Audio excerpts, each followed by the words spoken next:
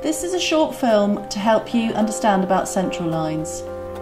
It's an opportunity for children, young people with cancer and their parents to share with you our experiences of living with these lines in hospital and at home.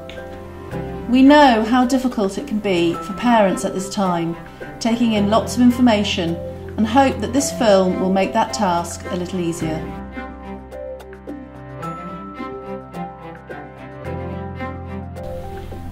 During treatment, we often need to give treatment into the bloodstream.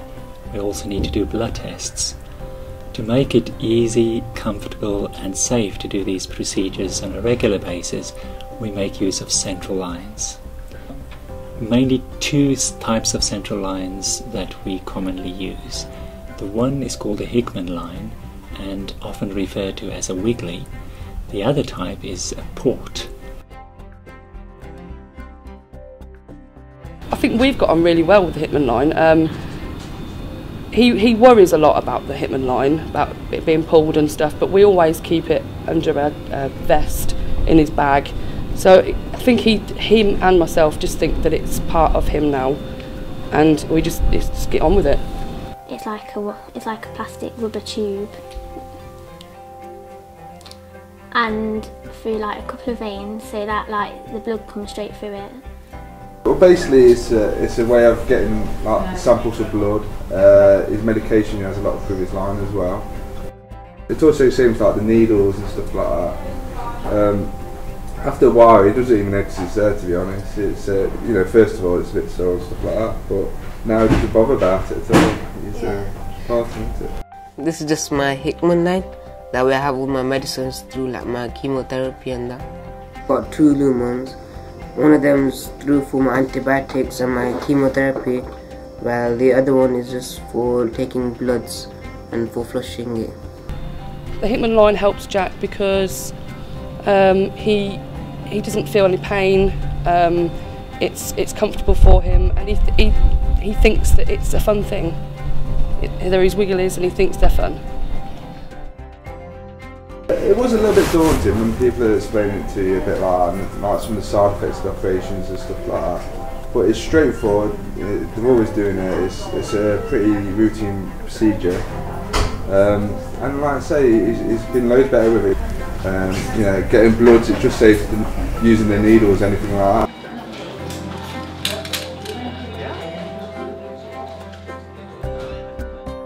You can't, like, if you like swimming, then you can't do that. You can't like wash your hair or anything. You have to lean over the bath because you can't get it wet. So you can't have a shower either. And when in the bath, like, you have to sit up straight so that it doesn't dangle in the water, because that's how it can get infected. And then like when you wear vest tops, like in the summer, it shows, and I don't like it. That's why I wear like jumpers and stuff to cover it up. Yeah. I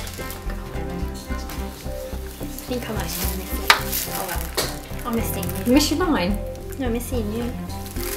Having a central line has made life much easier for myself and my son. It enables him to carry on with his life. We are able to have his lines flushed at home. There's lots of things that he can still carry on doing compared to what it would be if he didn't. We can have the nurses come out to school to him. He can still participate in sports and still go to school as normal as most other children can. And I only miss days when I go into clinic and have chemo and things like that. And I have my blood taken at the school, so it doesn't matter about having bloods taken, and I don't mind missing lessons that much. That one's called the white one and that one's the red one. Jack thinks that he's special because he has a Hickman line. He thinks that nobody else has got one, so he's a one-off. He loves it. He loves showing them off as well. Hello.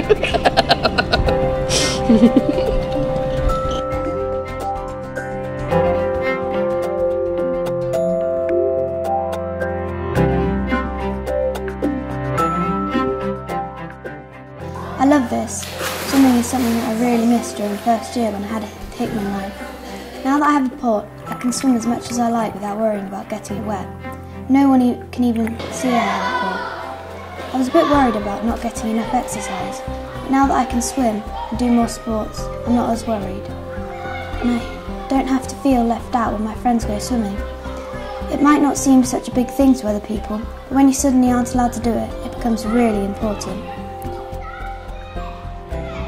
In the case of a port, the port is put in under the skin. Again, the little tube goes into a big blood vessel, but when it sits under the skin, it causes this little hump. The benefits of a port to us enabled Benjamin, to all intents and purposes, to look the same as his brother. He's able to bath with him, play with him, paint, draw, colour, everything that his brother does, he's able to do the same regardless of having a port. We chose a port because when it's not accessed, there's nothing there for Benjamin to fiddle with. It looks like a giant Smartie, basically, just under the skin. So Holly, how are you? Good, thank you. You okay? Yes. Yeah, you having a good time at school this week? Yes, thanks. Yeah, good. So you've come in for your Christine today? When we need to get into a blood vessel, this port which now sits under the skin allows us to do that very easily. So what the nurse will do is she will find the port where it is, hold it, and use a needle to access it through the skin. The good thing about it is we know exactly where that port is, and we can just put the needle through the skin and into the port. If appropriate, we can put some numbing cream on before to make sure it either doesn't hurt or only hurts a very little bit. What sort of, once the cream's been on for a long while, can you feel anything at all? Just like just a pushing sensation? Yeah.